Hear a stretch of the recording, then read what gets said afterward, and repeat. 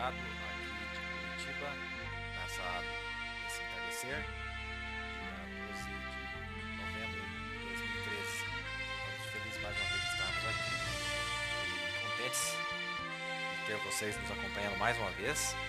Eu me sinto muito honrado e para mim é sempre um prazer e também me sinto muito pequeno de estar aqui falando para vocês que são crentes dessa mensagem, dessa grande coisa que Deus tem nos enviado nesse dia através de um profeta indicado por Deus. Nós sabemos que a palavra de Deus é Deus, então não há maior coisa que Deus poderia nos enviar a não ser Ele mesmo. Nesse dia foi isso que tem acontecido. E você, sendo um participante desta bênção, sendo esta bênção, na verdade, porque a mensagem é você e sou eu. A verdadeira mensagem revelada não é os papéis que nós lemos, não é a voz falada através do profeta, mas é a manifestação daquela voz, que é você, que sou eu, que é cada um de nós, que somos contados no número daqueles que são os chamados de Deus para esta era.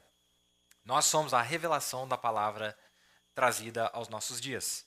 Nós temos estado falando sobre as trombetas, e nós estávamos mostrando que nesse dia, comentando algumas das coisas que Deus fez neste último dia, e talvez é isso que tentaremos dar continuidade nesta noite no programa.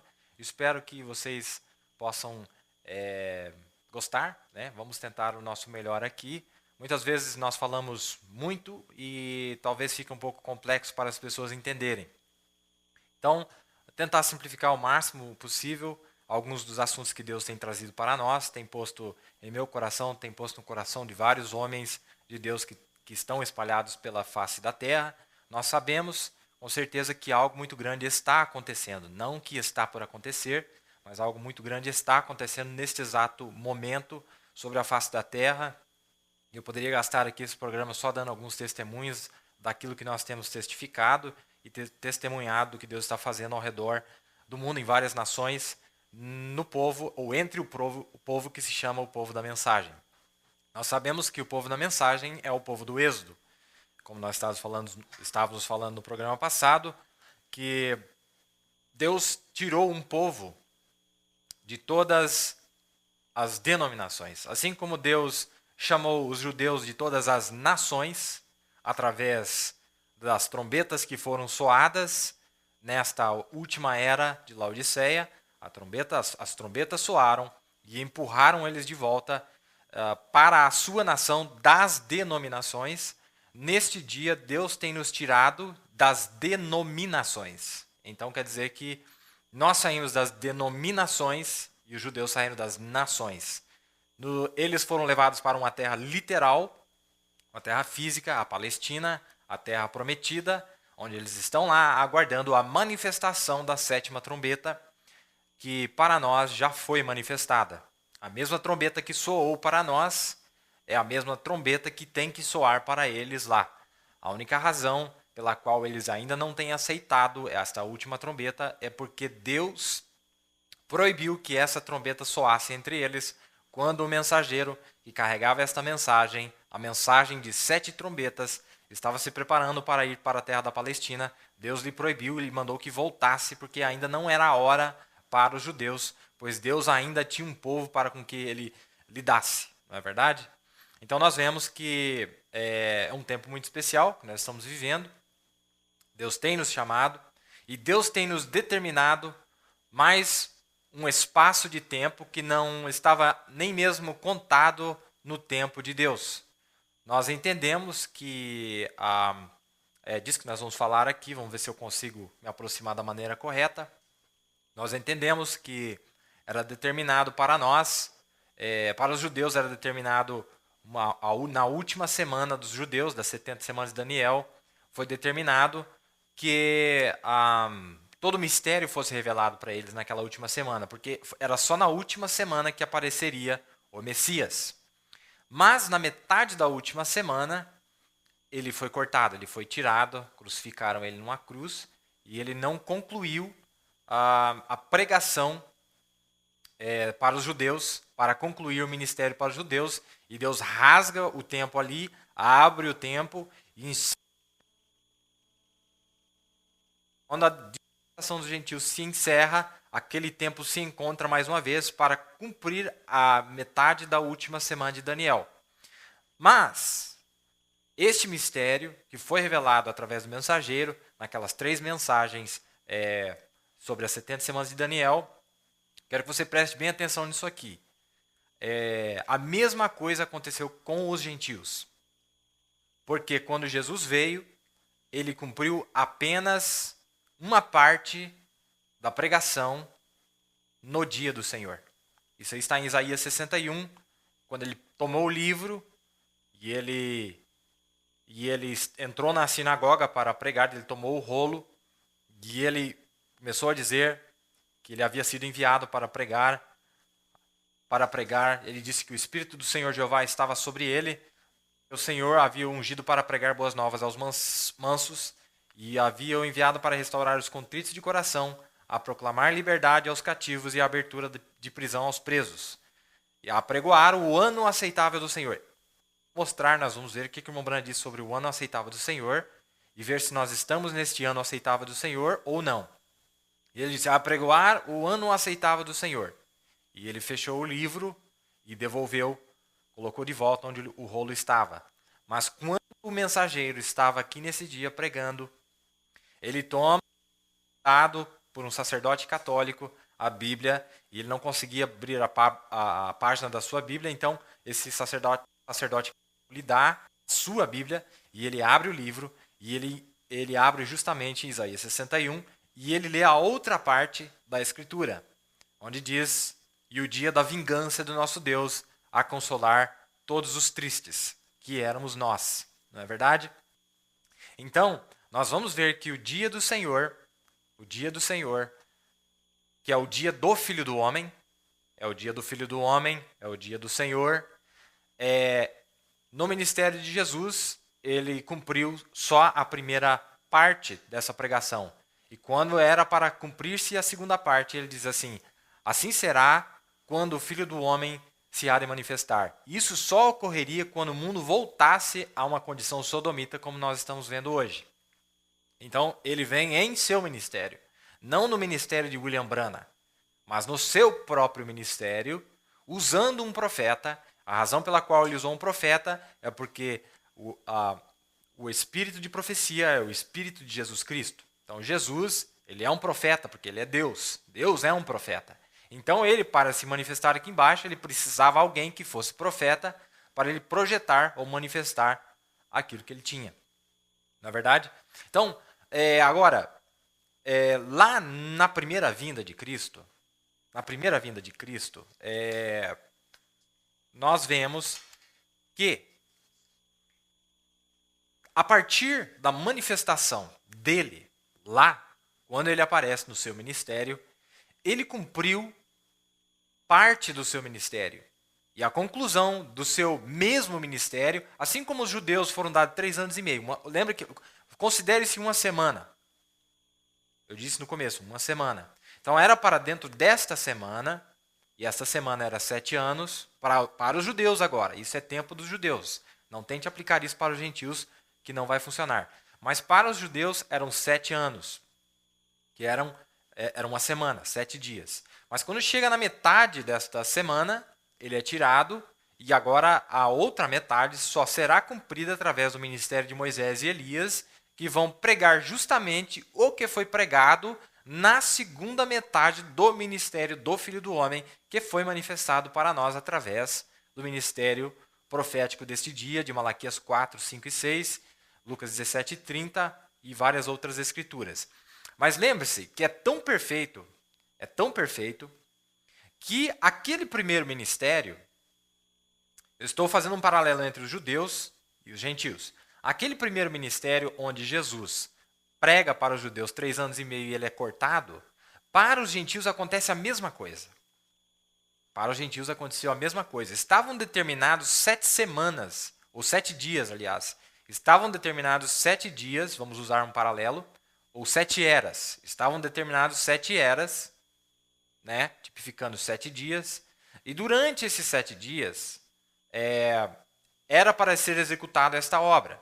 Ou no final desses 7 dias, era para esta obra ser executada. Assim como no final dos 7 anos, o Messias será manifestado para os judeus. No final dessas 7 eras, então seria realizado.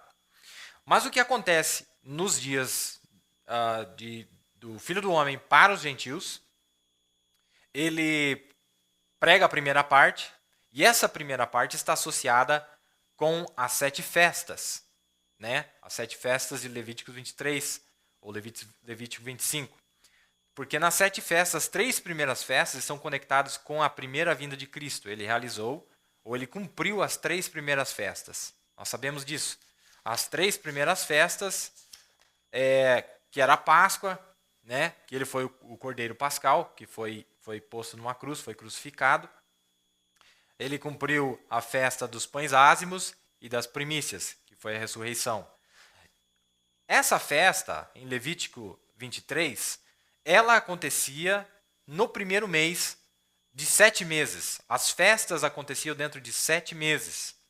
E neste primeiro mês, 3 festas aconteciam, que era a festa da Páscoa, dos pães ázimos e das primícias, né? E entre o primeiro mês e o último mês, o 7º mês, era a festa de Pentecoste, ou a festa das semanas. Muita gente não conhece por esse termo, mas era considerado a festa das semanas. Então, no primeiro mês, era Páscoa, pães ázimos e primícias. Jesus cumpriu, o Filho do Homem, Jesus, cumpriu essas 3 primeiras festas quando ele esteve aqui na terra, no seu ministério terreno, no seu próprio corpo. Entre o primeiro mês e o último mês, 7º mês, entre o primeiro dia da semana e o último dia da semana, durante a semana, tanto é que é chamado Festa das Semanas. Tinha ali 7 sábados, né, ou 7 semanas, que corriam entre o primeiro mês e o último mês, que era a festa de Pentecoste. Quando terminava a festa de Pentecoste, então havia a festa das trombetas. Agora eu quero que você note algo bem profundo aqui. Algo bem profundo. Que verdadeiramente, no nosso dia, a era de Laodiceia, que foi a 7ª era, nós tivemos lá na primeira era o cumprimento das 3 primeiras festas. E entre o primeiro mês e o 7º mês tinha a festa de Pentecoste. Quando vem no final, não é um outro dia do Senhor que está ocorrendo. Não. Acontece que nós voltamos à fé dos pais no ponto original onde a igreja primitiva estava. Isso quer dizer, a igreja ômega, né, se torna ou volta aonde a igreja alfa estava, né? Então quer dizer, do primeiro mês e último mês, Deus junta.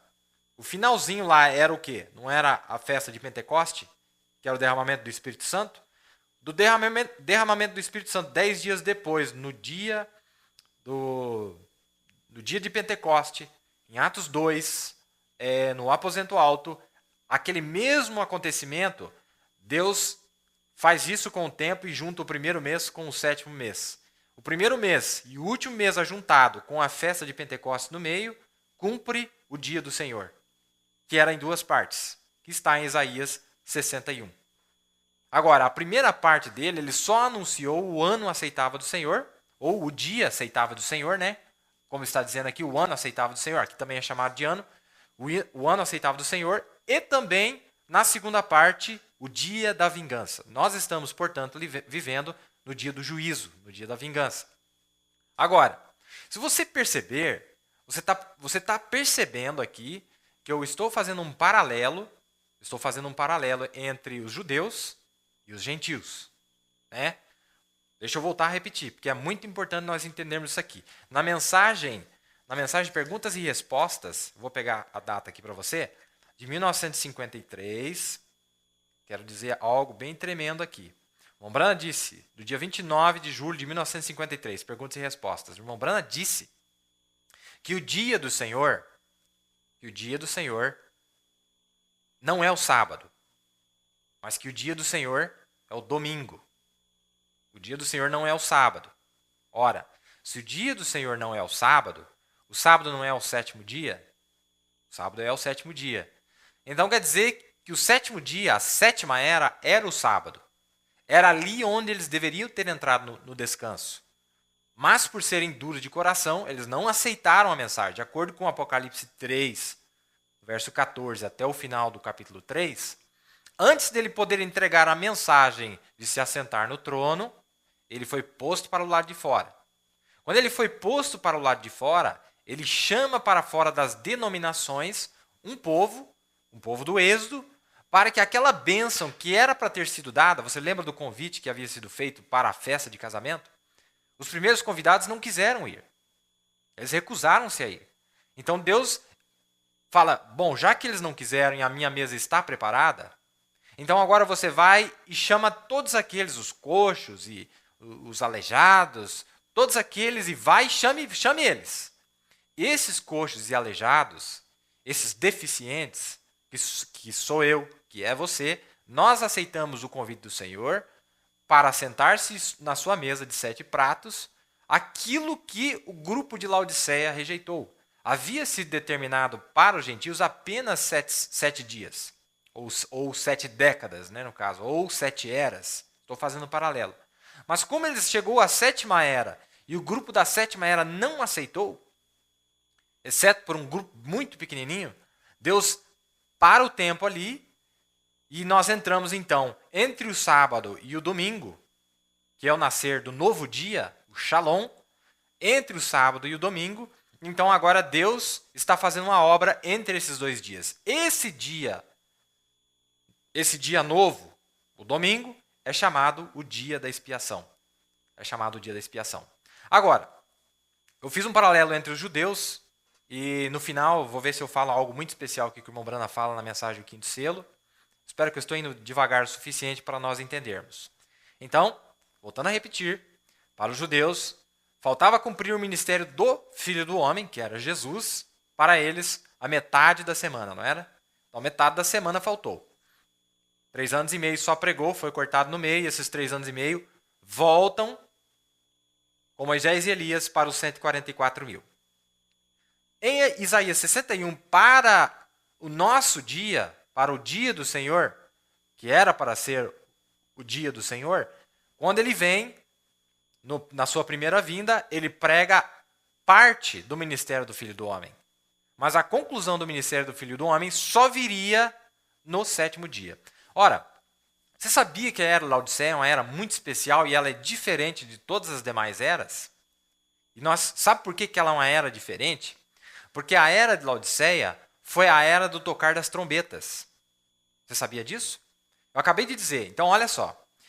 Da primeira era, lá no começo, onde 3 festas haviam acontecido, né? Repetindo, a festa da Páscoa, a festa dos pães ázimos e a festa das primícias, aconteceram lá na primeira era, na primeira vinda de Cristo. Não é? Agora, entre o primeiro mês e o 7º mês, nós tivemos Pentecoste. Mas quando chega no 7º mês, algo muito especial acontece ali. Porque, de acordo com Levíticos 23, no dia 1º do 7º mês, era onde eram tocadas até o dia 10 daquele mês, até o dia 10, era a festa das trombetas. É a festa das trombetas. Então é algo diferente das demais eras que aconteceram no meio. Você está entendendo? Então, na 7ª era, uma era muito especial. Agora, no culto passado, ou nos cultos passados, nós estávamos mostrando o que era a trombeta de Deus verdadeiramente. O que era a trombeta de Deus? E eu quero repassar, antes de eu dar prosseguimento, o que é a trombeta de Deus. Só para você lembrar, a palavra usada no hebraico para dizer festa, ou as festas, a palavra é moadim. Não que isso você precise se interessar com o hebraico, mas ajuda a entender. Moadim quer dizer tempos determinados. Ora, você fala assim, bom, o calendário romano se perdeu, não se preocupe com isso. Mas quando você vê o acontecimento sucedendo aqui embaixo e você consegue identificar aquele acontecimento, você consegue aprumar o seu calendário e saber em que dia você está vivendo. Você entendeu? Porque no acontecimento,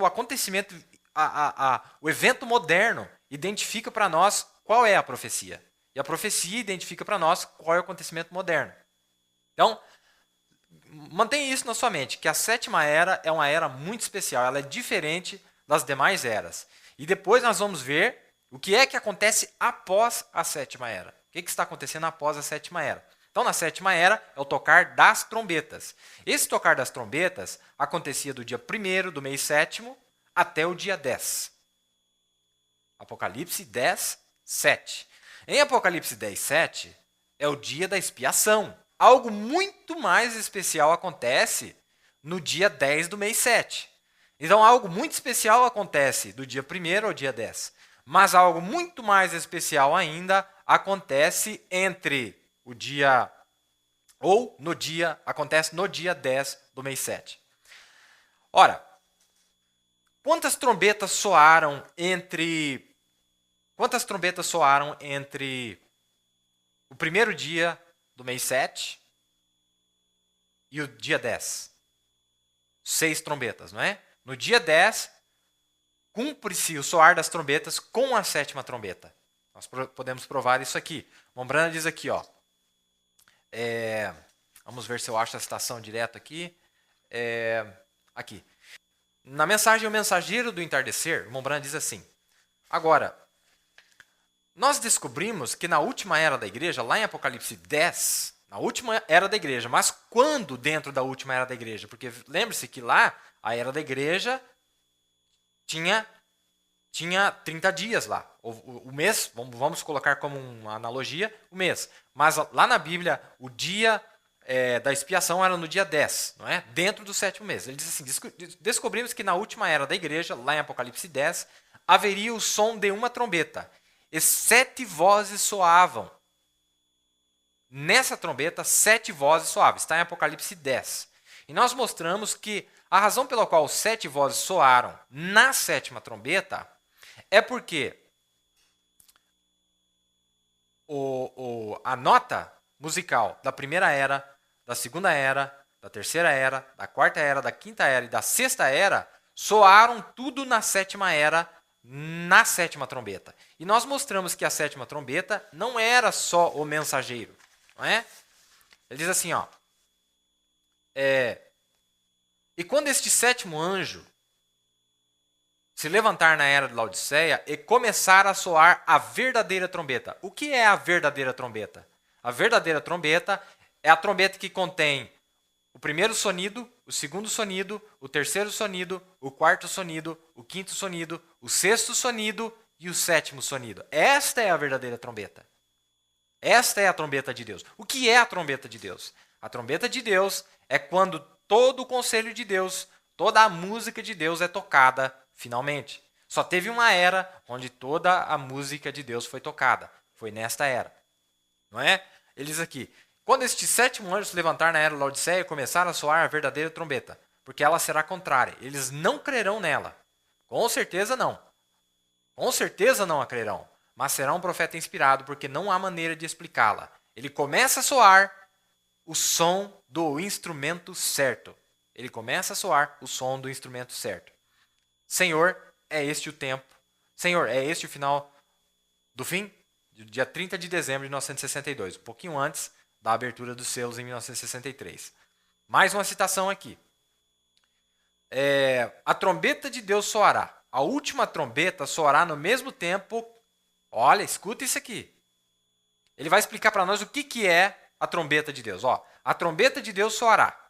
A última trombeta soará no mesmo tempo que o último anjo estiver dando a sua mensagem e o último selo for aberto. A trombeta de Deus soará. Agora ele explica o que é. Quando a última trombeta soar no mesmo tempo que o último anjo estiver dando a sua mensagem. Você entendeu? O que é a última trombeta? Quando a última trombeta soar, quantas trombetas eram? 7 trombetas, não era? Agora, em Tessalonicenses 4:16, nós temos 3 coisas ali que nós temos que gravar para entender o quadro. Tem três personagens, ou 3 itens na cena.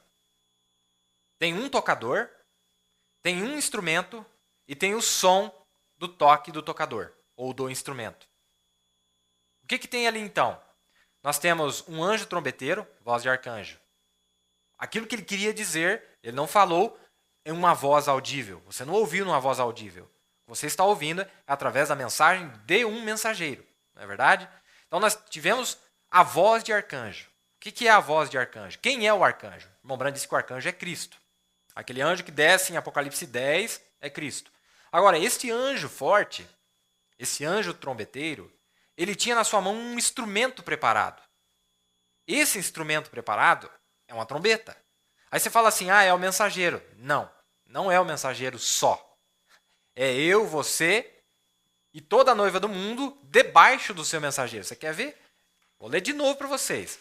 Eu quero repetir isso aqui para ficar bem gravado. Olha aqui. Onde é que está? Onde é que está a minha anotação aqui?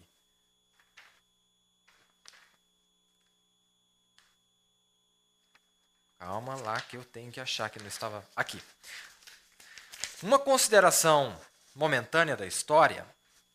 Vamos ver aqui. Aqui. Nas eras negras, a palavra foi quase inteiramente perdida para o povo, mas Deus enviou Lutero com a palavra. Os luteranos falaram por Deus naquele tempo. Ele não diz que Lutero falou por Deus naquele tempo só. Ele diz assim, mas Deus enviou Lutero com a palavra. Os luteranos falaram por Deus naquele tempo. Mas eles se organizaram e novamente a palavra pura foi perdida por conta da organização voltada a dogma e credos. E não a palavra simples. Eles não podiam mais falar por Deus. Então Deus enviou Wesley. E ele foi a voz com a palavra em seu dia. O povo que tomou a revelação dele, de Wesley, de Deus, se tornaram epístolas lidas e conhecidas de todos os homens de sua geração. Quando os metodistas falharam, ele não está dizendo que Wesley falhou, mas teve um grupo lá que estava debaixo do Wesley que foi a voz para aquela era. Não é só o mensageiro.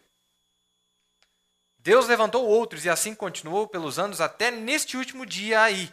Há novamente um outro povo na terra, que debaixo de seu mensageiro será a voz final para a era final. Espero que você esteja captando isso aqui. Sim, Senhor. A igreja do mundo agora ele está falando, a igreja não é mais porta-voz de Deus. Ela é sua própria porta-voz, tem a voz própria, não é voz de arcanjo, não tem voz de ressurreição lá fora. Então Deus está se voltando contra ela. Como? Como é que Deus se volta contra a igreja lá fora? Ele a confundirá através do profeta e da noiva. Pois a voz de Deus estará nela. Sim, é sim. Pois assim diz no último capítulo de Apocalipse, no verso 17. O Espírito e a noiva dizem, vem. Uma vez mais o mundo. Uma vez mais.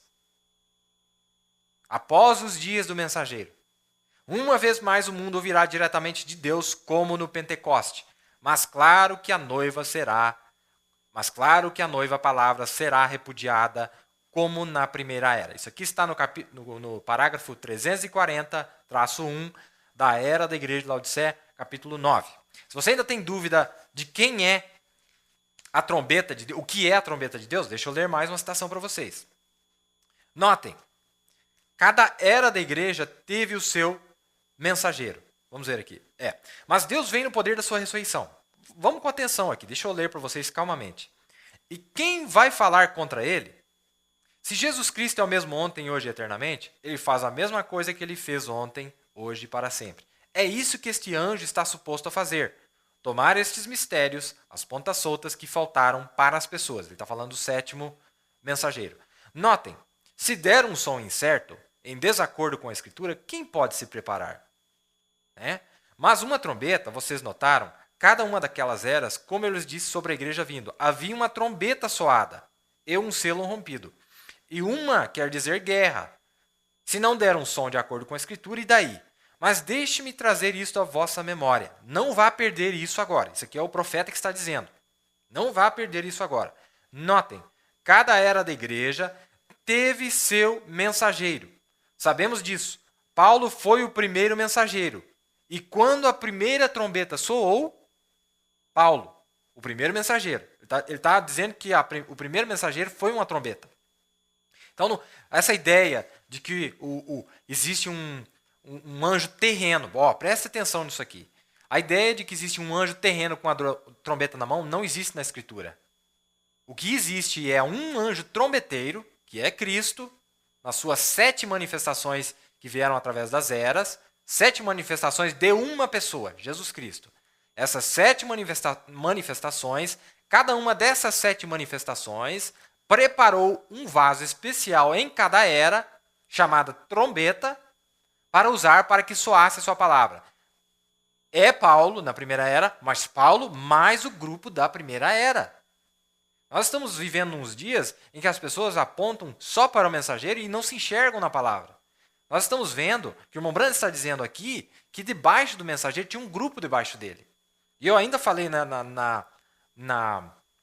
programa passado que a palavra que o irmão Branham usava para definir a si próprio, quando ele dizia que ele era a boca de Deus, a palavra original que o irmão Branham usava não era boca. A palavra original que o irmão Branham usava era o bocal de Deus. Agora, o bocal é parte da trombeta, é a primeira parte que conecta a boca do trombeteiro com o resto da trombeta. Se chama bocal. Ele era o bocal perfeito, onde o som perfeito de Deus passava, e esse som de Deus perfeito só pode ser reproduzido naqueles que são parte da trombeta, que é a noiva. Amém? Agora, o que é o som certo? É uma vida certa. O som certo é uma vida certa. Então nós temos ali em Tessalonicenses, né, 3 coisas. Um anjo trombeteiro, que é a voz do arcanjo. Tem um arcanjo ali. Se tem a voz do arcanjo, tem um arcanjo. Então tem um arcanjo, tem uma trombeta. E quem é a trombeta? A trombeta é eu e você. Nós estamos reproduzindo o som certo de Deus. Nós estamos propagando este som por toda a terra. Porque nós somos o quê? A trombeta de Deus. Debaixo do mensageiro, debaixo do bocal na qual o sopro de Deus passou para que nós reproduzíssemos aquilo que estava na mente do trombeteiro, o anjo trombeteiro, que é Cristo. Amém? Mas ali tem mais um detalhe, né, que fala que é o alarido, que é o som, que é a nossa vida. O alarido, a palavra alarido quer dizer sonido, é o sonido da trombeta, nada mais do que isso. Não é?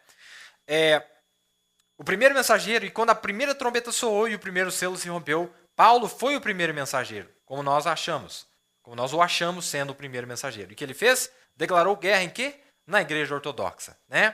Lembre-se, Paulo veio no final da era. Todos os mensageiros vieram ao final da era. É no tempo do fim quando estas coisas vêm. Paulo, conhecendo as Escrituras e sabendo que Jesus foi o Messias, e ele deu o sonido. Olha aqui, ó. E ele deu o sonido, e ele deu o alarido. Porque ele era a trombeta de Deus para aquela era. Né? Ele deu o alarido naquelas sinagogas de lugar em lugar com as Escrituras e foi posto para fora de cada uma delas. Até que finalmente ele chacoalhou a poeira de seus pés e voltou-se aos gentios. O que foi aquilo? Olha aqui que o irmão Branham disse o que foi aquilo. O que foi aquilo? O sonido de uma trombeta. Um anjo mensageiro se encontrando lá com a palavra. O que é o sonido de uma trombeta, então? Um anjo mensageiro se encontrando com a palavra. Encontrado com a palavra, né? Ah, que coisa, não vá perder isso agora. A palavra. E Paulo, com a interpretação não adulterada da palavra de Deus, deu o sonido em cada uma daquelas sinagogas. Custou a sua vida. Isso aqui está na mensagem do Senhor, é este o sinal do fim do dia 30 de dezembro de 1962. Tem mais algumas citações aqui. E até mesmo aqueles que estiverem vivos e permanecerem até sua vinda não impedirão aqueles que dormem, pois a trombeta de Deus soará junto à última trombeta. Aí você fala, mas como assim? Pois a trombeta de Deus soará junto à última trombeta? O que será que é isso? Ele está citando a Bíblia, não é? Ele está citando 1 Coríntios 15. Né? Pois a trombeta de Deus soará junto à última trombeta. Espera aí. O que é a trombeta de Deus? Quando você vê a palavra a trombeta de Deus na Bíblia, é quando a mensagem de Paulo, de Irineu, de Martim, de Columba, de Lutero, de John Wesley e de Elias estão todas juntas. Essa é a trombeta de Deus. Não está faltando nenhum pedaço. Não está faltando nenhum pedaço. A mensagem desses mensageiros, com o grupo debaixo deles, é toda a trombeta de Deus. Todo o conselho de Deus. Todo o som certo de Deus está ali. Então, por que ele está dizendo aqui que a trombeta soará quando a trombeta de Deus soará? Cadê onde é que eu estava lendo aqui? Aqui. A trombeta de Deus soará junto à última trombeta. Porque lembre-se, agora ele está falando do quê? Da mensagem dos demais mensageiros sendo expressados através dessa trombeta de Deus aqui na era final. Qual é o único grupo que teve a mensagem de todos os mensageiros passados? Só esse grupo de hoje. Nós temos o selo, como nós vimos no programa passado, aquele anjo que diz um anjo, o anjo forte. O que quer dizer anjo forte? Anjo forte é quando 7 anjos estão juntos. 7 anjos juntos fazem o anjo forte, ou o anjo poderoso. Quando você vê lá em Apocalipse o anjo forte, quer dizer que ali é a mensagem dos 7 mensageiros juntos. Não durante as eras agora, não no ministério do Filho de Deus, mas no ministério do Filho do Homem, aquilo ali é o anjo forte. Quem é o anjo forte? O arcanjo. Qual é a voz do arcanjo? A voz do arcanjo foi soada através de uma trombeta, está sendo soada através de uma trombeta hoje, que é eu e é você. Nós somos o instrumento de Deus, como eu acabei de ler ali, que a voz de Deus estaria nela. Como? Do pensamento de Deus, entra para dentro do instrumento de Deus, o instrumento de Deus dá o som certo, dá o alarido para o mundo, traz pragas, traz guerra, traz salvação também para aqueles que aceitam. Está entendendo o quadro? Então, a trombeta de Deus soará, a última trombeta de Deus, a trombeta de Deus soará junto à última trombeta, quando o último selo é rompido. E quando o 7º anjo ter dado sua mensagem, a última trombeta soará. Claro, porque ele era a última trombeta. Ele era a última trombeta. Tinha mais 6 trombetas antes, não era? Paulo com o seu grupo, Irineu com o seu grupo, Martim com o seu grupo, Lutero com o seu grupo. Se você estiver duvidando de mim, você volta lá nas eras, entre Apocalipse 1, 2 e 3, não aparece só os mensageiros lá. Muita gente aparece ali. Tinha muita gente debaixo daqueles homens, os quais carregaram a palavra de Deus que veio debaixo da unção do mensageiro vindicado por Deus para aquela era, não é? E quando o 7º anjo ter dado sua mensagem, a última trombeta soará. A última mensagem de 7. São 7 mensagens. Então, ali é soado. E aí sim, os mortos em Cristo ressuscitarão. O que é necessário então para ressuscitar os mortos em Cristo? Quando na noiva, não no mensageiro, quando na noiva, verdadeiramente, a mensagem dos 7 mensageiros for completamente pregada. Mas para isso acontecer, a noiva tem que ser completamente revelada primeiro, porque é a revelação que traz à tona, em plena vista, o mistério que foi trazido através dos ministérios desses anjos, desses mensageiros, não é? Que retornaram nesse último dia, no ministério de Cristo, no último mensageiro. Amém? Já falamos disso. E os mortos em Cristo ressuscitarão, e nós que estivermos vivos e permanecermos, seremos tomados junto com eles para encontrar ele no ar. Ele reivindica, ele tem vindo agora para reivindicar sua possessão. Não é? Vamos ver se tem mais alguma citação. Aqui está mais uma, que está na mensagem Almas que estão em prisão agora, antes de eu voltar para o assunto que eu estava falando. E lembre-se, naquele 6º selo, onde todas as 7 trombetas soam debaixo daquele 6º selo. O que é o 6º selo? Quando é que foi soado o 6º selo? O 6º selo foi soado a partir do começo da era de Laodiceia. As escrituras provam isso. Onde todas as 7 trombetas soam debaixo daquele 6º selo? Claro, porque a festa das trombetas começa em que dia? No último dia do 7º mês? Não. Começa no primeiro dia do 7º mês. Qual foi o primeiro dia do 7º mês? Vamos dar uma data? 14 de abril de 1906. 14 de abril de 1906, o Espírito Santo desce na Rua Azusa, onde eu disse que aquelas duas metades se encontraram. Onde havia parado no Pentecoste, deu sequência às demais festas. Começando pela festa das trombetas, no dia 10, 1963, com a abertura da palavra, o dia da expiação. E logo em seguida, festa dos tabernáculos, que é a última festa, que é o rapto. Não é verdade? Agora, e lembre-se, naquele 6º selo, onde todas as 7 trombetas soam debaixo daquele 6º selo, que soou, vamos falar de novo, estou repetindo bastante, soa no primeiro dia do 7º mês.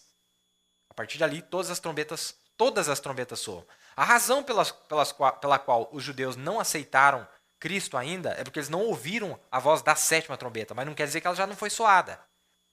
Ela já foi soada, mas eles não ouviram porque eles estão em um lugar murado, que é a Palestina. E eles só receberão quando receberem os seus profetas judeus, Moisés e Elias. Quando chegarmos àquilo, você verá, cada trombeta aconteceu debaixo daquele sexto selo, que o sexto selo é a vinda do anticristo. O sétimo selo é a vinda de Cristo, o sexto selo é a vinda do anticristo. Nós mostramos a subida daquele anjo, e assim, que foi justamente o que causou a volta dos judeus à sua terra prometida, né? O 7 é sempre um mistério. Observe aquele 7. Aquele é a finalização, aquele foi a vinda do Senhor. Aquele foi a vinda do Senhor no passado. O céu esteve quieto, silencioso, ninguém se mexia, porque Jesus mesmo disse: nem sequer um anjo do céu sabe quando eu retornarei, nem mesmo eu sei. Que tempo? O Pai colocou aquilo em sua mente. Deus somente sabe. O Espírito disse: eu não soube. Então não foi revelado. Então não foi revelado lá. Quando seria? Quando aquela sétima trombeta soou, ou o sétimo anjo, aí o selo foi aberto. Então houve silêncio no céu. Veja, não foi revelado o que aconteceria. Isso aqui está antes, né? Não havia sido revelado o que aconteceria. Isso aqui está na mensagem Almas que estão em prisão agora, do dia 10 de novembro de 1963, quase exatamente no mesmo dia, 50 anos atrás, que o profeta estava pregando essa mensagem. Inclusive foi no final de semana passado, foi justamente num domingo que ele pregou essa mensagem em Jeffersonville, né? O jubileu. As datas estão batendo certinha. Lembra que eu falei para você que os dias voltavam a se encontrar? Então, nós estamos vendo o que está acontecendo. Agora, nós estamos vendo o que é a sétima trombeta e que nós, o povo de Deus, nós somos a trombeta de Deus, a única que está dando o som certo neste dia. Agora, eu quero injetar algo aqui no meio que eu acho que vai ser bom para nós. Nós vemos que no Velho Testamento, o tipo do tabernáculo, eu estava falando com um amigo meu esta semana, um irmão aqui, e começamos a conversar e me inspirou um pouquinho a falar um pouquinho disso e conectar com as 7 festas. Tentar conectar com as 7 festas, eu não vou entrar na complexidade, mas vou ser bem simples. No tabernáculo, no Velho Testamento, tinha 3 átrios, não é verdade? Esses 3 átrios estavam havia o átrio exterior, o lugar santo e o lugar santíssimo, não é verdade?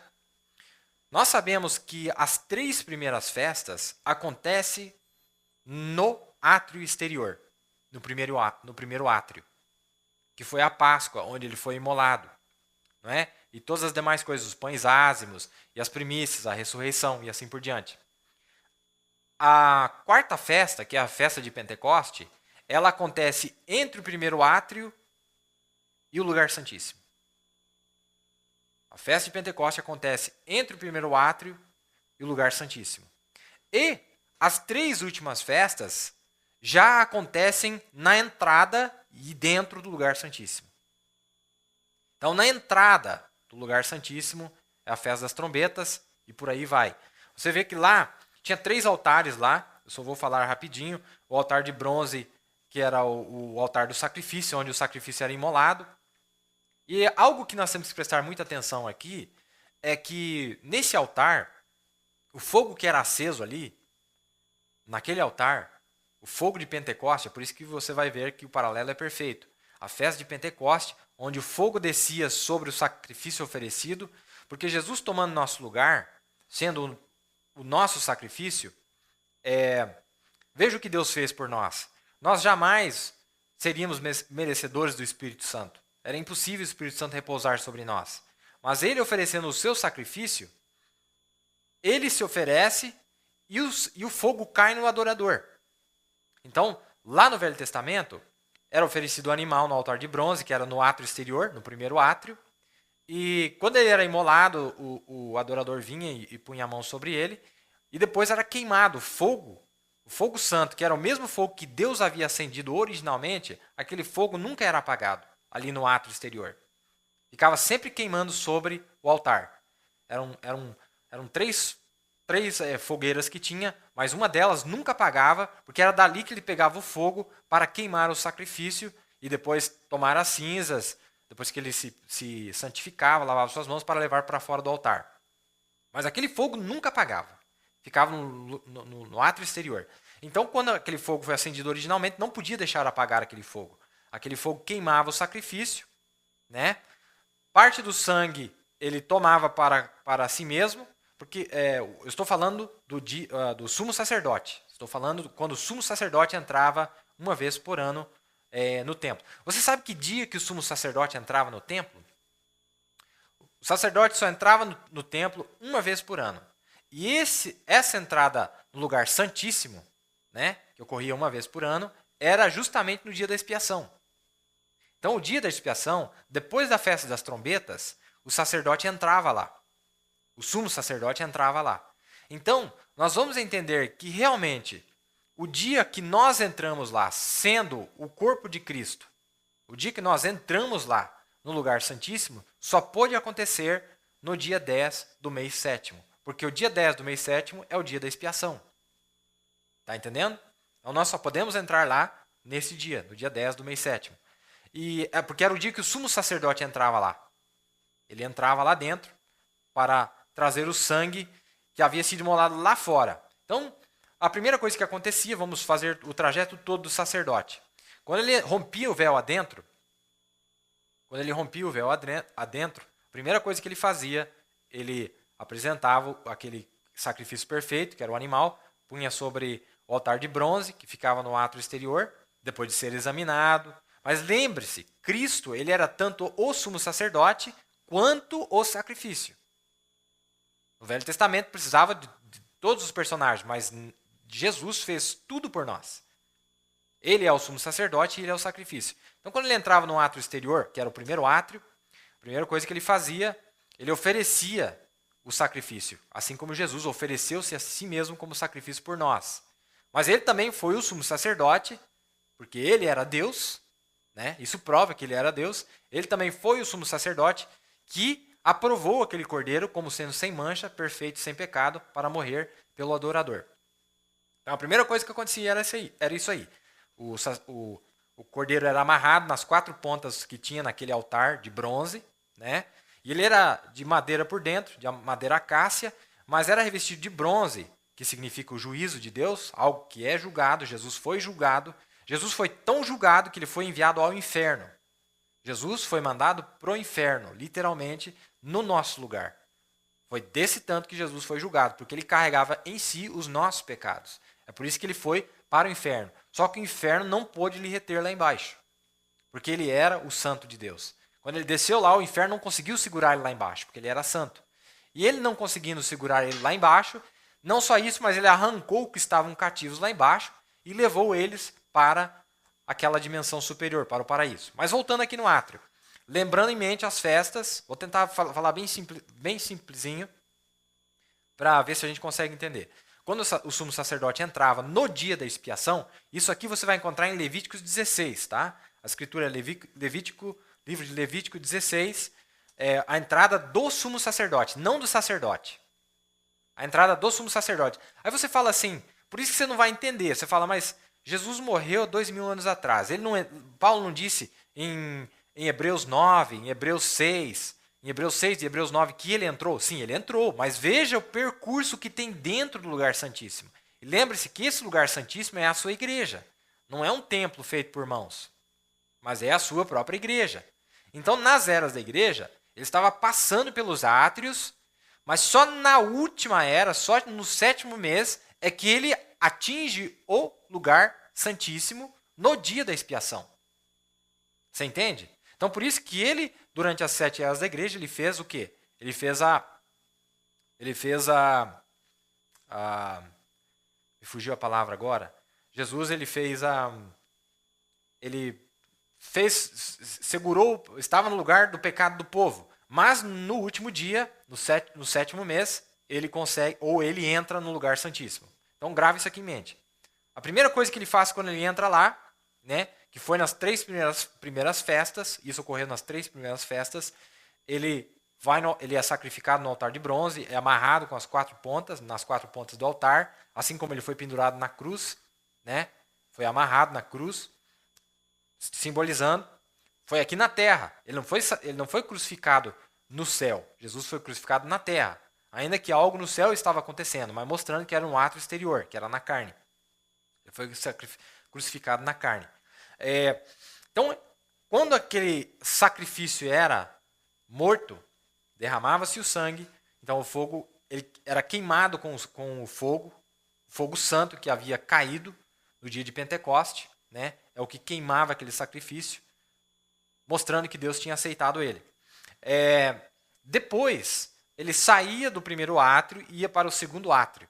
No segundo átrio, tinha o altar de incenso. O altar de incenso era revestido de ouro. Na mesma hora em que o sacrifício era feito, na mesma hora que o sacrifício estava sendo feito lá dentro, tinha que se oferecer incenso no sacrifício ou da manhã ou no sacrifício da tarde.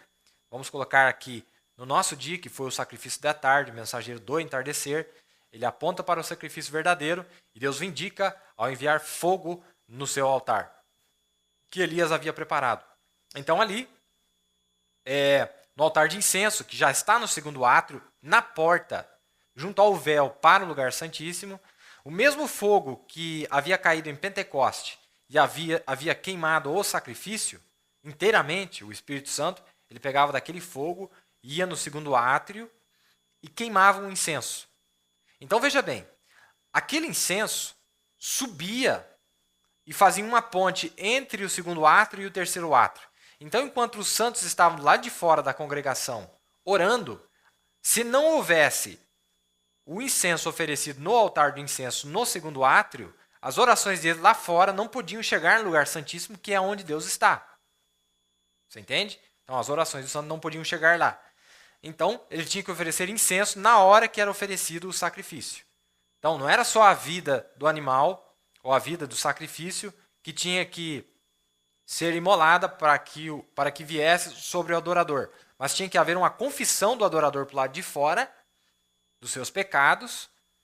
Mas essa confissão jamais chegaria a Deus se não houvesse um incenso aceso para que aquele incenso subisse até as narinas de Deus, fosse agradável, Deus se agradasse daquele cheiro suave de uma carne que havia sido queimada, né, ou de um incenso, a carne queimada no primeiro átrio e o incenso queimado no segundo átrio.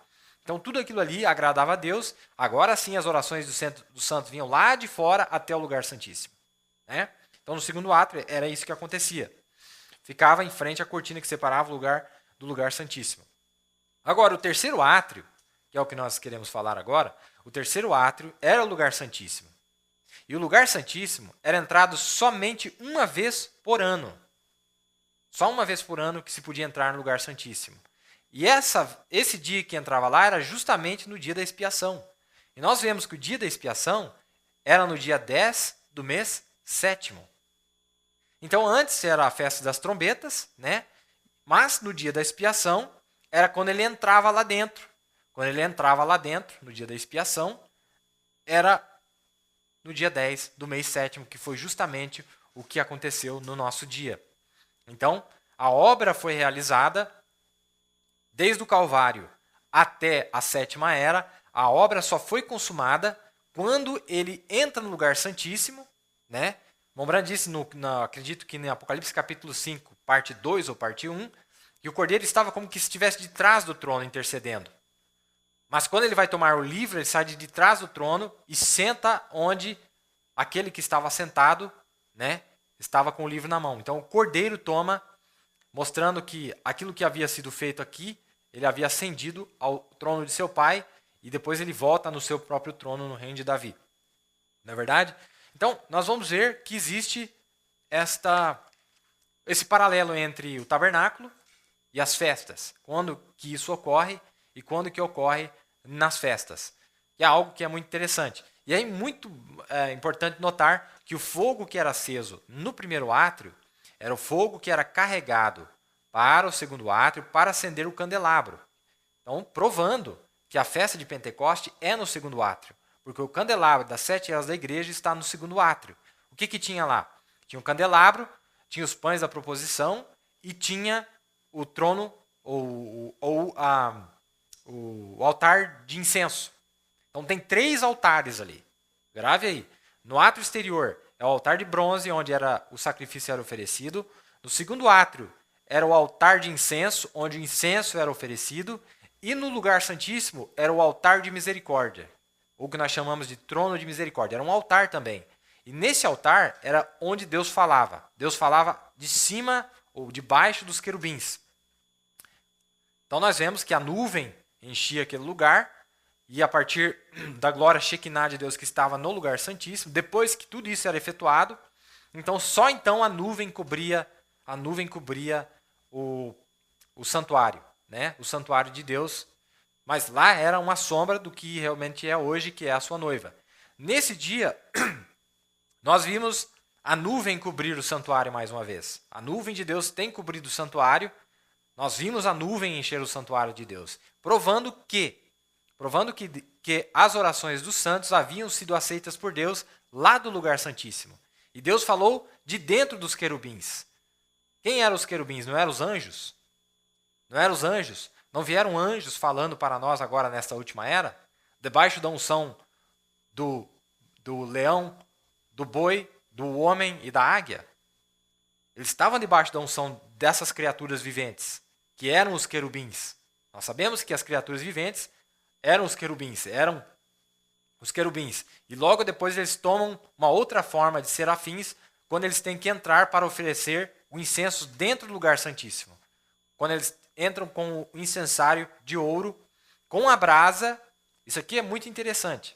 A brasa que era utilizada para queimar o animal lá do lado de fora no átrio exterior, no primeiro átrio, aquele fogo santo que havia queimado aquele animal com a lenha que era posta debaixo dele, as brasas eram tomadas dentro de um incensário, levada para o segundo átrio, se queimava naquelas brasas o incenso, né? Se queimavam naquelas brasas o incenso, e quando o sumo sacerdote entrava uma vez por ano, ele pegava um incensário com as brasas, entrava dentro do lugar santíssimo com incenso.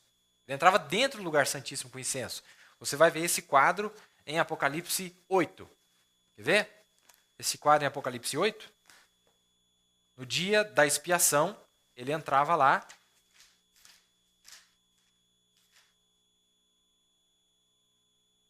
Veja bem, Apocalipse 8 está falando do 7º selo. Não é verdade? Agora, nós falamos no programa passado sobre o que aconteceu em Apocalipse 7. O que é que estava acontecendo? Quem era aquele anjo forte? Quem era aquele anjo forte que disse assim, ó,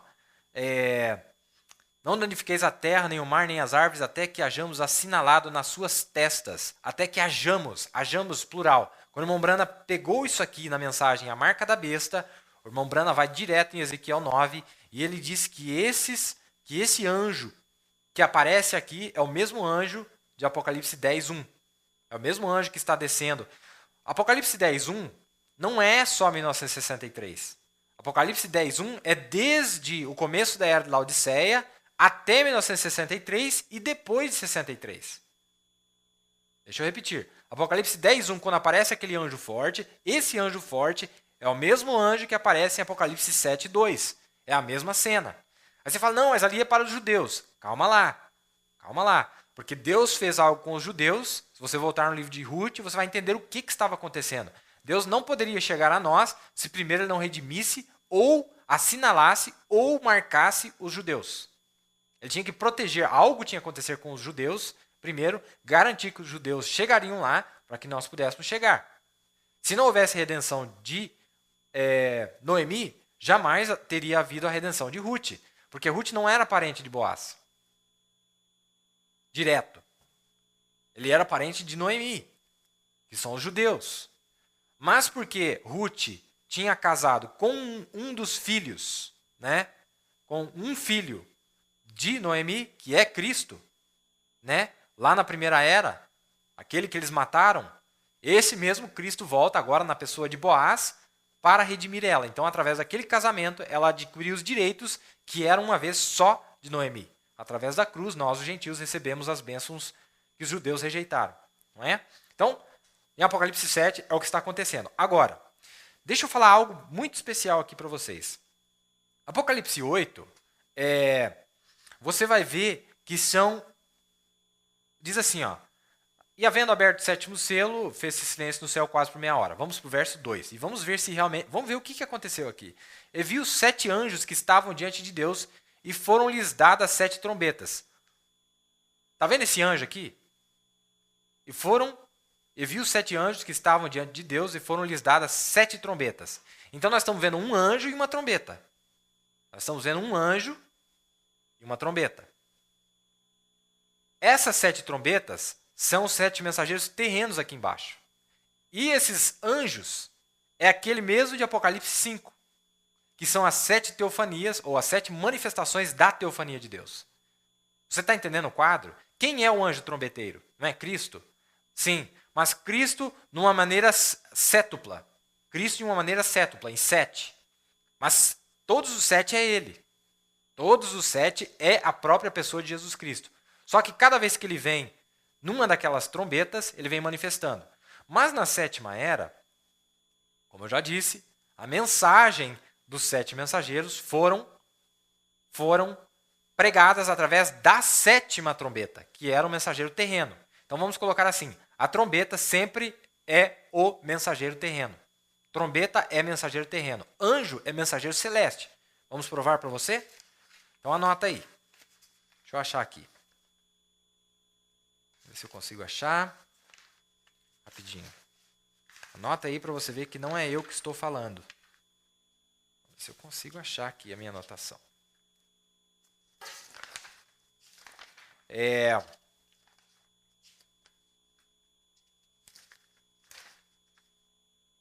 Aqui, ó.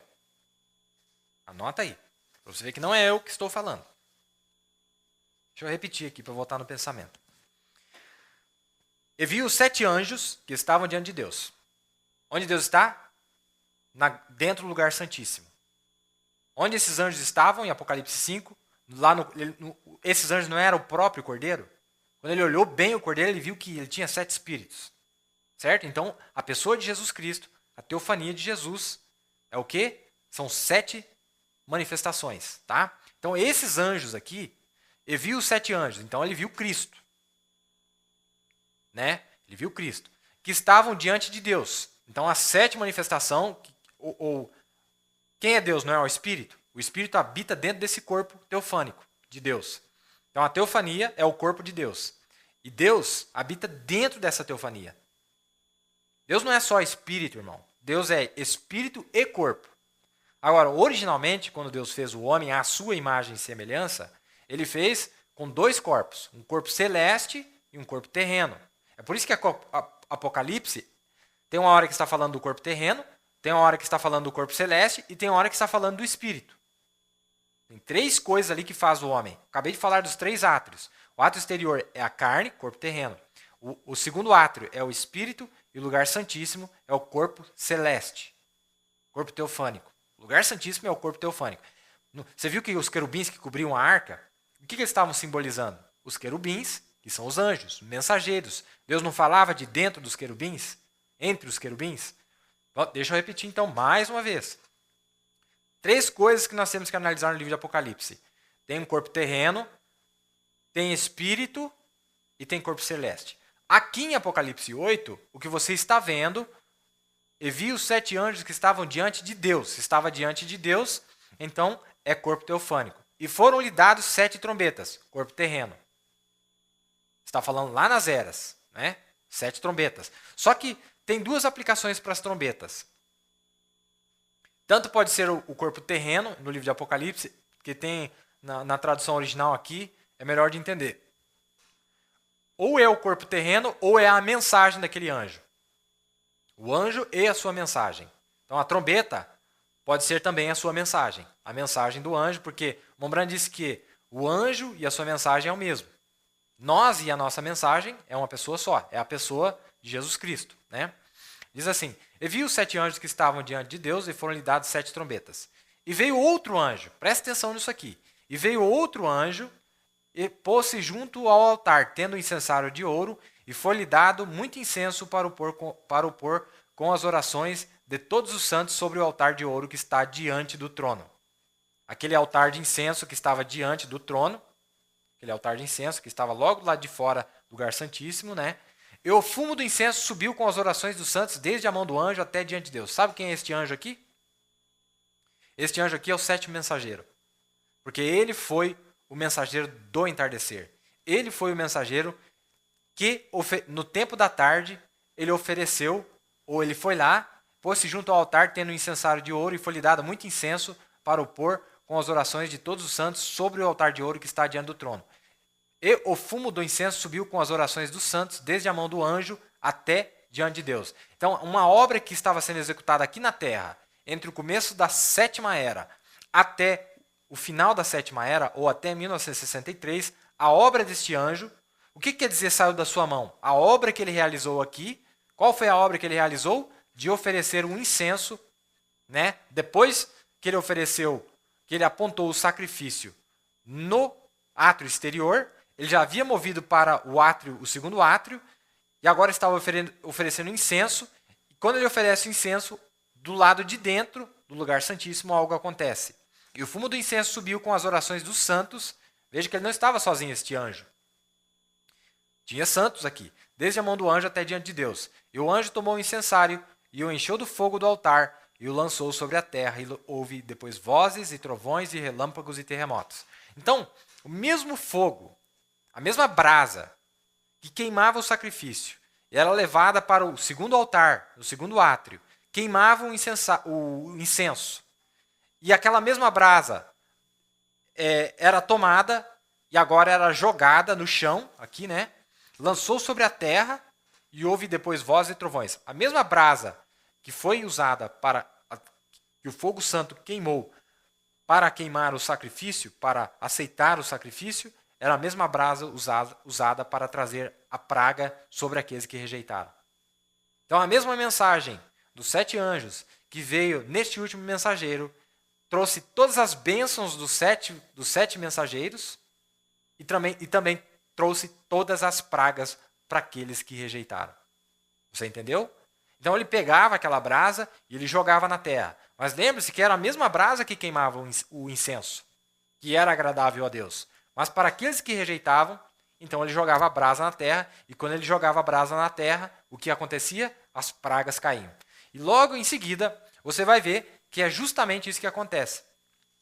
Nós temos, na sequência, e o anjo tomou o incensário, e os 7 anjos que tinham as 7 trombetas prepararam-se para tocá-las. Agora aqui, esse quadro que você está vendo, é na sétima era, irmão. Isso aqui que está acontecendo, porque por motivo de o 7º mensageiro ter pregado as 6 mensagens anteriores, junto com a sua, totalizando 7 mensagens, as 7 bênçãos vieram para o grupo eleito e as 7 pragas vieram para o grupo que não aceitou a sua mensagem. Sabe por quê que isso não poderia ter sido feito antes?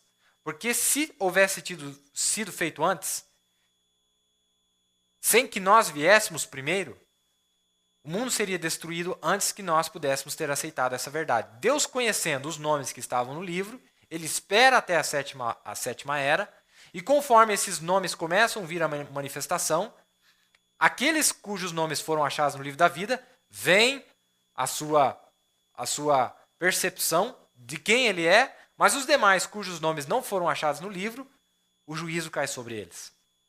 Mas Deus teve que esperar até a sétima era para que isso acontecesse.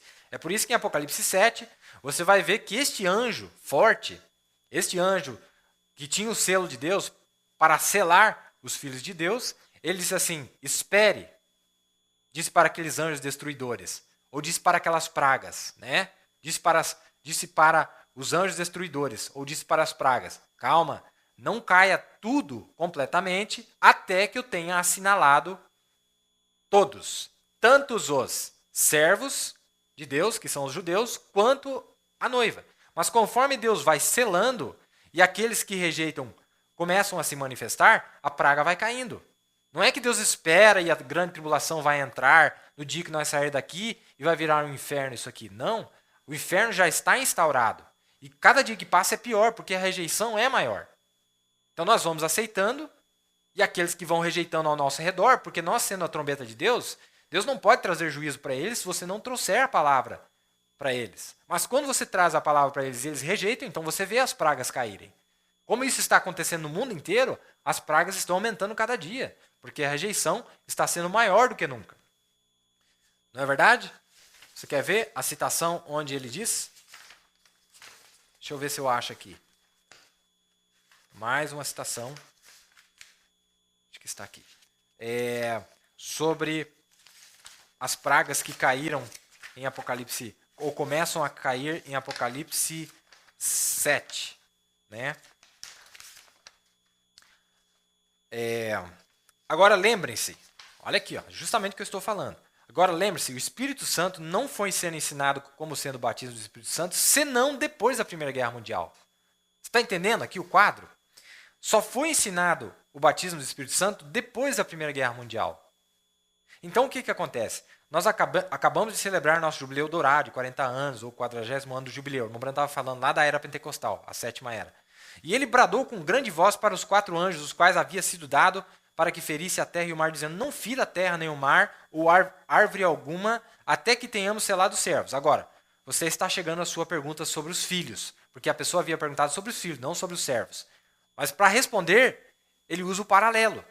Falou: olha, então vamos olhar os judeus, o que acontece? Agora você está chegando à sua pergunta sobre os judeus. Os servos de nosso Deus e suas testas. Não fira, não destrua a terra, não deixe uma bomba atômica estourar, não tenha uma coisa completa até que os servos de Deus, de nosso Deus, sejam selados. Então, não haverá a Terceira Guerra Mundial na sua plenitude até que os 144 mil sejam selados. Só que entre o segundo ai e o terceiro ai, a Segunda Guerra Mundial e o terceiro ai, a praga está caindo e cada dia está piorando. E por que está caindo? Porque a mensagem da graça foi rejeitada. A única maneira de não haver graça, a única maneira de não haver esperança para alguém é quando ele rejeita a graça. Mas como o mundo tem rejeitado a graça, não há sangue para eles. Por que não há sangue mais? Muitas pessoas falam: há sangue, não há sangue. Os dois estão certos. Depende para quem se aplica. Para aqueles cujos nomes forem encontrados no livro da vida, há sangue. Para aqueles cujos nomes não forem encontrados no livro da vida, não há sangue. Porque eles não iam aceitar. Lembre-se que o conceito que está por detrás desse pensamento é que Deus não morreu em vão. Jesus não morreu em vão. Cada mililitro da gota de sangue de Jesus era para um de nós. Não foi em vão. Jesus jamais teria gastado sequer uma gota do seu sangue em vão. Ele sabia, estava pagando um preço. Cada gotinha de sangue do seu corpo era para pagar por um de nós, ou por cada um de nossos pecados, e ainda está sendo pago até o dia que nós sairmos daqui. Agora, aqueles cujos nomes não foram encontrados no livro da vida, é porque Deus, conhecendo o princípio do fim, sabia que eles não iam aceitar.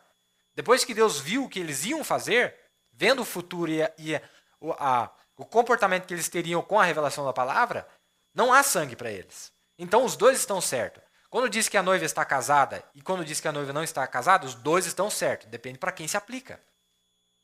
A noiva não está casada. Verdade. Aquela que vai ficar na tribulação, as 5 virgens. A noiva está casada. Verdade. Aquela que vai no rapto. Não há sangue. Verdade. Para aqueles que rejeitaram a palavra, não há sangue. Há sangue. É verdade. Para aqueles cujos nomes são encontrados no livro da vida, há sangue. Você está entendendo? Então depende para quem se aplica. Então ele disse assim, ele explica para nós o que é, onde disse assim, ó: não danifique a terra e o mar. Não danifiqueis a terra, nem o mar, nem as árvores, até que hajamos assinalado nas suas testas os servos de nosso Deus. Então, esses 4 anjos que saem para trazer a destruição, você vai perceber, grave isso aqui, meu irmão. Esses 4 primeiros anjos, é a mensagem dos 4 primeiros mensageiros.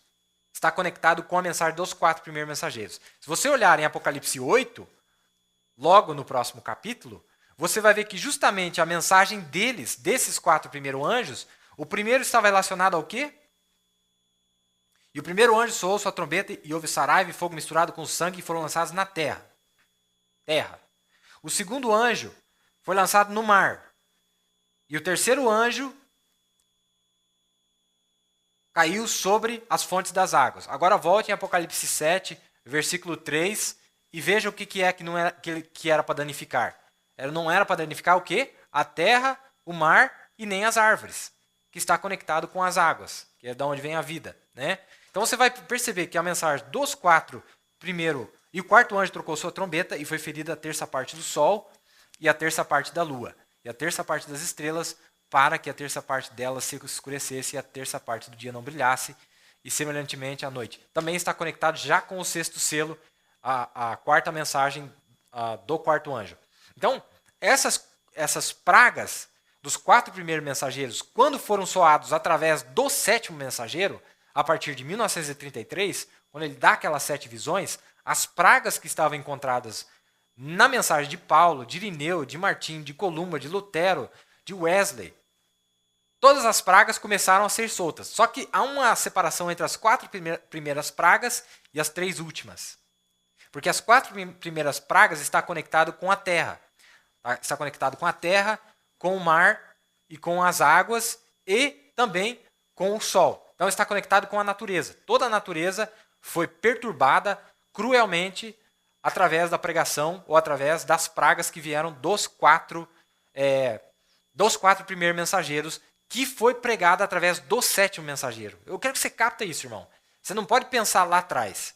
Você tem que ver que Deus segurou, esse anjo mandou segurar até. Estava segurando desde que Paulo pregou sua mensagem, quando houve a rejeição, a praga veio, mas Deus mandou segurar até que chegassem os trabalhadores da 11ª hora.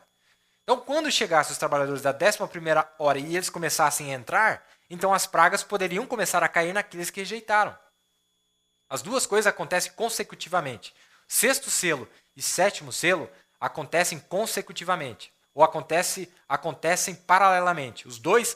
Esses dois espíritos de salvação e de perdição descem na terra para executar as suas obras. Um vai à salvação completa e um vai à perdição completa, para baixo. Um sobe e o outro desce. O anjo forte e o anjo do abismo. Não é verdade? Voltando ao nosso pensamento aqui, então.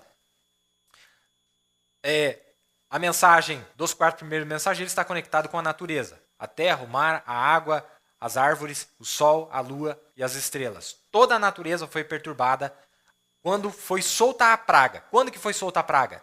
O Ombrana acabou de dizer para nós aqui, assim que Deus mandou o ministério de salvação, ou o batismo do Espírito Santo, no final ou no começo da Era de Laodiceia, né? No começo da Era de Laodiceia, assim que cai o batismo do Espírito Santo, que Deus manda a bênção, a maldição vem junto também para aqueles que rejeitam. Então a terra começou a ser destruída. A terra é destruída em 3 fases. Primeira Guerra Mundial, Segunda Guerra Mundial e Terceira Guerra Mundial. Eu também gostei aqui de colocar uma citação, ou citar ela aqui, porque muitas pessoas se perguntam onde é que o irmão Brana disse que os ais são as guerras mundiais. Aqui está. Está na mensagem A Marca da Besta, no parágrafo 30. A Marca da Besta, parágrafo 30, do dia 13 do mês 5 de 1954. Agora, esta é a mensagem do terceiro anjo para o mundo. Ele está falando de si mesmo. Esta é a mensagem do terceiro anjo, porque depois dos 4 tem mais 3. Aí completa os 7. 4 mensageiros mais 3. Completa os 7. O primeiro dos últimos 3 é Lutero, John Wesley e Elias, certo? Agora, Lutero foi justificação, John Wesley foi santificação e Elias foi o batismo do Espírito Santo, né? Trouxe a marca, o selo de Deus, como nós vimos no programa passado, que entre aqueles 7 homens, lá em Ezequiel 9, só tinha um que tinha um tinteiro e um instrumento para assinalar, não é? Só um tinha. É ele que carregava a mensagem dos demais 6. E ele marcava a noiva com a marca dos 7 mensageiros. Eu carrego a marca de Lutero, eu carrego a marca de John Wesley, eu creio na mensagem de Paulo, eu creio na mensagem de Irineu, eu creio na mensagem de Martim, eu creio na mensagem de John Wesley, de William Branham, eu creio na mensagem dos 7 mensageiros. Mas o selo da mensagem desses 7 mensageiros só veio no 7º mensageiro. Foi ele, através dele, que veio a marca de Deus, o selo de Deus, né? Então aqui está. Agora, esta é a mensagem do terceiro anjo para o mundo. Que terceiro anjo? O terceiro depois dos 4, que está separado aqui. E você sabe o que a terceira mensagem do anjo está indo adiante neste dia. Este é o voar da mensagem do terceiro anjo, se você for um leitor da Bíblia. Houveram 3 ais que seguiram. Houveram 3 ais que seguiram o quê? A mensagem deste último mensageiro. O primeiro aconteceu na Primeira Guerra Mundial. O segundo aconteceu na Segunda Guerra Mundial. E você vê no que estamos indo agora. Tudo bem, estamos no fim da estrada. Terceira Guerra Mundial, terceiro ai. Está no parágrafo 30 da mensagem A Marca da Besta, do dia 13 de 5 de 1954. Tá? Então, aqui está mais uma citação que compensa nós lermos, antes de nós já começarmos a encerrar, nosso tempo já se esgotou aqui. E assim, então, todos eles estavam marchando a guerra, falando da Primeira Guerra Mundial. Vocês se lembram bem em 1914, agora não é estranho, bem no declínio das guerras do mundo, eu tenho os volumes, é um livro, né? Eu tenho o volume, lá no volume 2, lá pela página 42, eles não sabem até hoje quem parou aquela guerra. O Kaiser Wilhelm disse que nunca ordenou nada daquilo, mas de repente parou e ninguém sabe por quê. Eles estavam guerreando, aqui veio à frente, todos vieram, estava tudo terminado, a guerra estava terminada e eles já tinham assinado um tratado de paz sem saber o que tinha acontecido. Agora, claro, levaria 1 dia ou 2 para trazer tudo isso à tona. Eles não souberam, mas vamos conter isto a tocar nos pontos altos. Foi Deus quem parou a Primeira Guerra Mundial. Por que Deus parou a Primeira Guerra Mundial? Para cumprir a sua palavra. Lá está aquele anjo que parou. Aqueles anjos saíram com as armas de destruição. Quando ele fala do anjo, logo em seguida ele diz aqueles anjos. Porque aquele anjo é o anjo forte. O que faz o anjo forte é 7 anjos. Aqueles anjos saíram com as armas de destruição. As armas de destruição é o quê? A palavra. Porque a palavra de Deus é mais afiada do que uma espada de 2 gumes. Não é? Capaz de penetrar entre o espírito e a alma e até as medulas do corpo. Né? Agora, saíram com as armas de destruição para quê? Para destruir o mundo inteiro. E outro anjo disse, espere um minuto. Não faça isso. Temos que selar o selo destes servos de nosso Deus em suas testas primeiro. Agora Montbrand vai dizer quando que isso aconteceu. Isso aí foi bem no romper do Pentecoste. Lá em 1906, a 1914, por lá. Quantos de vocês sabem que quando o Espírito Santo apenas começou a cair, as pessoas começaram a receber o Espírito Santo, a falar em línguas e orar pelos doentes e assim por diante. Assim que começou a acontecer, ou bem entre as 2 eras aqui, entre a era de Filadélfia e a era de Laodiceia. Assim se iniciou. Não é? Agora, aqui, eu ia citar a citação e eu não citei para você. Já estava esquecendo. Provando sobre o anjo celeste, não poderia deixar passar isso aqui. Provando sobre o anjo celeste e o anjo terreno. Olha aqui. Anota isso aqui. Primeiramente, ele falando do anjo da era Laodiceia. Primeiramente, este mensageiro vai ser um profeta. Ele terá o ofício de um profeta. Ele terá um ministério profético. Será baseado solidamente na palavra, porque quando ele profetizar ou ter uma visão, sempre será rumado pela palavra e sempre cumprirá. Ele será vindicado como um profeta por causa de sua exatidão. A prova de que ele é um profeta é encontrada em Apocalipse 10, 7. Mas nos dias da voz do 7º anjo, quando ele começar a soar, o mistério de Deus terminará assim, ou da maneira, né? Assim quer dizer da maneira que ele declarou aos seus servos os profetas. Não da maneira que ninguém pensa, que o mundo pensa, que a ciência pensa, que a ciência tenta provar. Da maneira que ele declarou aos seus servos os profetas. Agora, esta pessoa, que neste verso é chamada de anjo, na versão do rei James, não é um ser celestial. O 6º anjo trombeteiro, o qual é um ser celestial, está em Apocalipse 9, 13. E o 7º, da mesma ordem, que também é celestial, está em Apocalipse 11, 15. Vamos ver o que está em Apocalipse 9, 13. Ora, sabe o que está em Apocalipse 9, 13, meu irmão?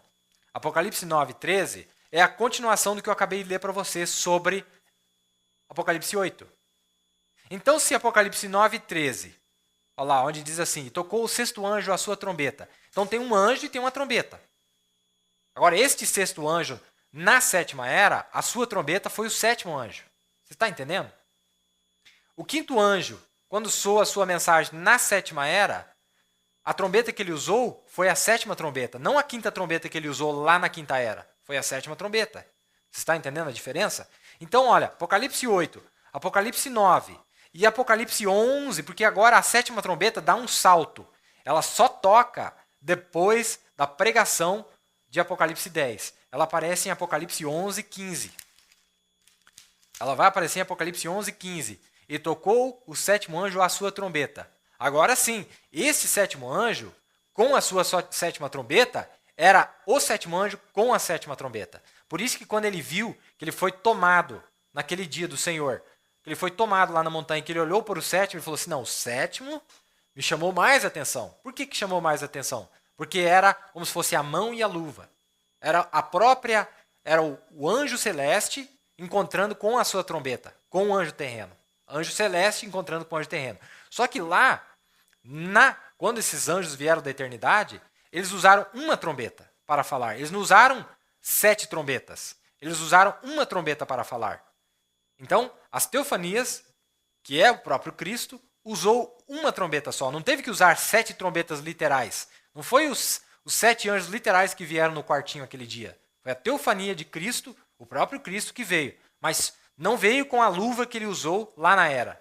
Ele veio usar a sétima luva, a sétima trombeta na sétima era. Então, irmãos, Apocalipse 8, Apocalipse 9 e Apocalipse 11, 15, todos esses anjos ali é a teofania. Não foi o que aconteceu nas eras passadas. Foi o que se repetiu no dia de hoje. Foi a pregação daquela mensagem, foi aquele anjo forte que usou eles lá atrás, retorna agora na sétima era e usa esta sétima trombeta para soar o som certo, para que aquele que tem o ouvido possa ouvir o que o Espírito está dizendo à igreja através da sua trombeta. Você está entendendo? Então ele diz aqui, ó. Deixa eu terminar de ler. Não é um ser celestial. O sexto anjo trombeteiro, voz de arcanjo. O sexto anjo trombeteiro, o qual é um ser celestial, está em Apocalipse 9, 13. E o sétimo da mesma ordem está em Apocalipse 11, 15. Este aqui em Apocalipse 10, 7, é o mensageiro da sétima era. E ele é um homem. E ele está para trazer uma mensagem de Deus. E sua mensagem e ministério vai terminar o ministério de Deus, como declarado a seus servos os profetas. Deus vai tratar com este último mensageiro como um profeta, pois ele é um profeta. É isso que Paulo foi na primeira era, e a última era tem um também. Amém? Espero que você tenha entendido o que eu disse aqui a respeito de Apocalipse 8, Apocalipse 9, que são as trombetas, e depois a última trombeta, que é a sétima trombeta, só aparece em Apocalipse 11, lá no verso 15. Né? Então, creio que nós vimos o que aconteceu aqui. Para encerrar, só mais uma nota.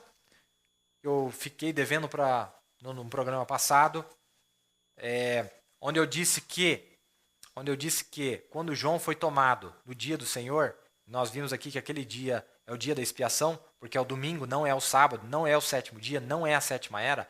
João só foi tomado após o final da sétima era. Quando termina a sétima era, ele é tomado no dia do Senhor. Ele é arrebatado, ele diz que foi arrebatado em espírito, não em carne. Arrebatado em carne é o rapto. Arrebatado em espírito é o que está correndo com a noiva hoje. Esse período de tempo que está acontecendo hoje. Se você quiser disputar comigo, você vai ver. Porque ele só começou a ter revelação quando ele foi tomado no espírito. Ele só começou a entender sobre o trono. O irmão Brana pregou Apocalipse 4, Apocalipse 5, em 1961. As eras da igreja em 1960. Começou a ser pregado ali. Então, quer dizer, está provando que nós só podemos ter a revelação quando nós entramos no dia do Senhor, no domingo. No domingo, que é um dia após a semana. Os 7 dias, não é? As 7 eras. Após as 7 eras, onde João foi arrebatado. Ele sobe. Agora, esse subir, olha o que o irmão Brando diz o que esse subir é. A igreja foi tomada para o céu, porque João é o tipo da noiva. A igreja foi tomada para o céu. E agora, João agora é trazido com ela como um tipo dos ressuscitados. Nós fomos ressuscitados em Cristo nessa era. Amém? Assim como tomamos na noite passada e vimos como que esta mesma voz que o convocou para olhar de volta à terra, foi a mesma voz que o convocou para subir. Uma voz nos convocou para subir. Cada cristão, a própria voz A própria voz, Charlie, que te convocou um dia aqui em Kentucky. Olha o irmão Breno explicando o que é essa voz convocar para subir. Ele fala com o irmão que estava na congregação e disse assim, irmão, a própria voz, Charlie, que te convocou um dia aqui em Kentucky para se virar, é a mesma voz que te convoca, suba. Você não está feliz com isso, irmão Evas? Ele ora para outro irmão e fala. A voz que disse, se vire, é a mesma voz que disse, suba. Porque essa voz que disse, a voz que falou com João em Apocalipse 1:10, para ele ver as eras da igreja aqui na terra, é a mesma voz que agora está em cima. Lembre-se que a voz estava embaixo, ele se virou e estava aqui embaixo, atrás do candelabro. Mas em Apocalipse 4, a voz falou de cima, a voz não falou de baixo. A voz fala de cima e fala, suba para cá. E quando ele sobe, aí ele começa a ter a revelação. Então toda a revelação acontece aqui antes de nós sermos raptados, irmãos, no corpo. A revelação acontece aqui. Nós não vamos ser revelados depois que nós cruzarmos. Inclusive, é impossível nós cruzarmos sem termos a revelação do rapto. O irmão Brando disse que o rapto é uma revelação. Vira-se, sirva-me, suba para onde eu estou. Ó, a voz que diz se vire é a mesma voz que disse suba. Ah, que coisa. Que convocação. Lembre-se que o dia da expiação é chamado o dia da santa convocação também. Que realidade, clara, distinta como uma trombeta. Vire-se, sirva-me, suba para onde eu estou. Eu gostaria que conseguisse realmente, bem profundamente agora, por alguns minutos para a igreja. Todo mundo sabe, e todo mundo que vive uma vida particular com Deus é um caso individual. Coisas do Espírito que te carrega a lugares que você nem se atreveria a falar. Né? Eu espero que haja uma base suficiente para quando eu chegar em algo depois de um tempinho, eu vou te mostrar. Olha o que o irmão Brando diz aqui. Você vê este óleo? Em outras palavras, você está captando este óleo que eu estou te dando? Este é o óleo que vai faltar para as virgens imprudentes. Ele diz, você está captando este óleo? Você está vendo este óleo? Agora, o que eu te disse, a base para ver que não é o homem, é Deus. Eu vou apontar para isso. Tudo bem. Não era o William Branham que estava fazendo aquilo, era o próprio Deus que estava falando, subir cá para outra dimensão. Tudo bem, agora suba. Foi a voz. E quando ele abriu, ele ouviu o som da trombeta. Então, imediatamente, João estava no Espírito. Nós temos ouvido o som da trombeta de Deus. O que é o som da trombeta de Deus? 7 mensagens tocadas através de uma trombeta. Esta é a verdadeira trombeta de Deus que está ressonando na vida dos eleitos de Deus espalhados por todo o mundo. E, tão veloz quanto ele entrou no Espírito, ele começou a ver coisas. Você começa a ver coisas quando você entra no Espírito. Primeiro você tem que entrar no Espírito, não é verdade? Isso aqui está na mensagem, Apocalipse capítulo 4, parágrafo 66, parágrafo 68 e parágrafo 97, na versão inglesa. Estou tirando a versão inglesa. Vamos continuar no próximo programa, se Deus permitir. Talvez falarei um pouquinho mais sobre os átrios do tabernáculo, em paralelo com as festas, quando acontecia, mostrando que o dia do Senhor... Lembra que Jesus disse, num dos dias desejarão ter um dos dias do Filho do Homem. Porque lá, naquela primeira vez que ele veio, e na segunda vez que ele continua o seu ministério aqui para trazer juízo sobre a terra. Ele não podia ler dali em diante. Mas nesse dia, aquele mesmo Jesus que estava nas ruas da Galileia, retornou no nosso meio, através do ministério profético, em um homem, no ministério de um homem, Malaquias 4, 5, 6, Elias, desta era, para que ele cumprisse, terminasse o seu ministério nesse dia, trouxesse não só a segunda parte, mas repetisse a primeira parte, que foram a primeira e a segunda puxada, e mais a terceira parte, que é a terceira puxada, ou o juízo dentro da terceira puxada. Que Deus possa abençoar cada um de vocês, espero que tenhamos entendido. Continuaremos falando sobre isso no próximo capítulo. Vamos ver quem nos acompanhou aqui. O irmão Norberto, da Parnaíba, do Piauí. Irmão Josias e família em São Paulo. Irmão Aquiles em São Paulo. O irmão Aparecido e a irmã Zilda em Cosmópolis. O irmão Daniel e família em Campinas. O irmão Gentil Guilherme em Caieiras. O irmão Hélio e família em Florianópolis. O irmão Heraldo e Lucé em Forquilinha. O irmão Antônio Barabas no Turvo. A irmã Rosane em Novo Hamburgo. A irmã Ada em Novo Hamburgo. A irmã Ana Lídia em Gravataí, no Rio Grande do Sul. A irmã Margarete em São Leopoldo. O irmão Luiz. A irmã Maria, a irmã Franciela em Itajaí, Santa Catarina. irmão Gilson Menezes, em Cristina, Minas Gerais, irmã Ana Rosa, em Rio Manso, irmão Jamerson, irmã Alessandra, irmão Davi, irmão Emanuel, em Sabará, Minas Gerais, irmão Adilson, irmã Márcia, irmão Melquisedeque, irmã Sofia, em Belo Horizonte, irmão Eli e a irmã Auxiliadora, em Belo Horizonte, irmão Elifas e a irmã Mônica, em Macaé, no Rio de Janeiro, irmão Guedes, em Cascavel, irmão Guiomar Maria, em Guaíra, irmão Sandro e família, em Veracruz do Oeste, irmão Edson, em Assis Chateaubriand, irmão Jair Alves, em Toledo, no Paraná, irmã Maria Balmante, em Toledo, no Paraná, irmão Manuel, na Fazenda Rio Grande, no Paraná, irmã Marli, de Curitiba, irmã Viviane, irmão Michel, de Curitiba, irmã Gleci, família, de Colombo, no Paraná, irmão Hélio da Silva, de Serra Morena, no Paraná, irmão Edson Sóis, no Pontal do Paraná, irmão Elismar, em São José dos Pinhais, irmã Dalete e família, em São José dos Pinhais, irmão Pedro, irmã Inês e irmão Mateus, em São José dos Pinhais, irmão Sebastião Silva e a sua família, em São José dos Pinhais, irmão Mário Hugo e família, em Mossoró, no Rio Grande do Norte.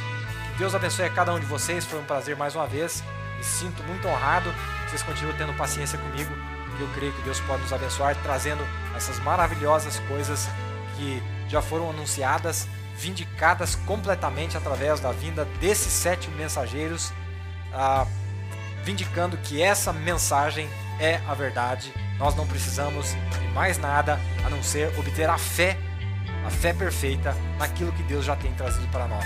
Que Deus abençoe cada um de vocês, irmãos e irmãs. Foi um prazer mais uma vez. E até a terça-feira que vem, se assim nosso querido Senhor Jesus permitir. Deus abençoe. Uma boa noite. Até a próxima.